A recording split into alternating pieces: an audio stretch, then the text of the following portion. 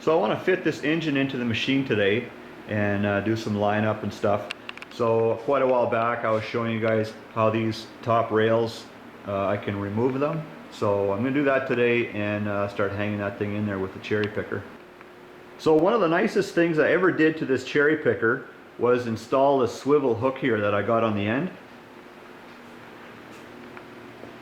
So you can just spin it, the engine, to wherever you want, and it just stays there, you know.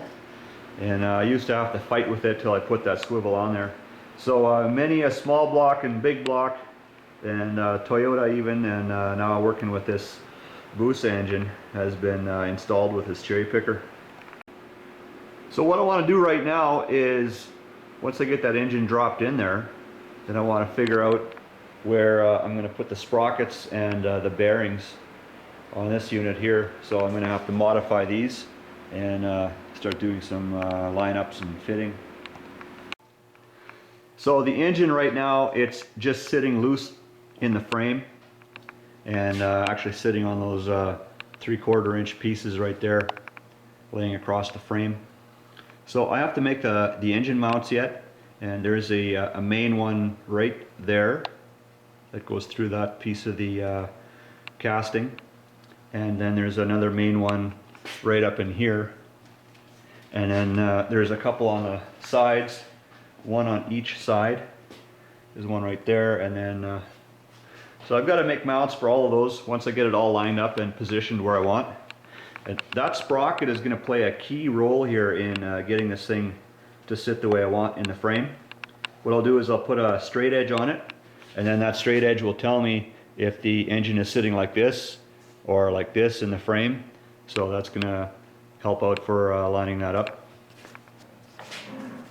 And this gearbox, so that yoke, I think what I'm going to do here is I'll probably machine a little bit of the spline out from the inside of this yoke so that I can slide it right up against the gearbox, and I'm going to have that sprocket running right up close here, and then same thing on this side. I'm going to have, you know, set up this yoke the same way so it brings it in nice and close, and here too I'm going to have the sprocket running, you know, fairly close to that gearbox. So big sprocket on this side, small sprocket on this side, and then another sprocket over here, and then the final drive to the CVs.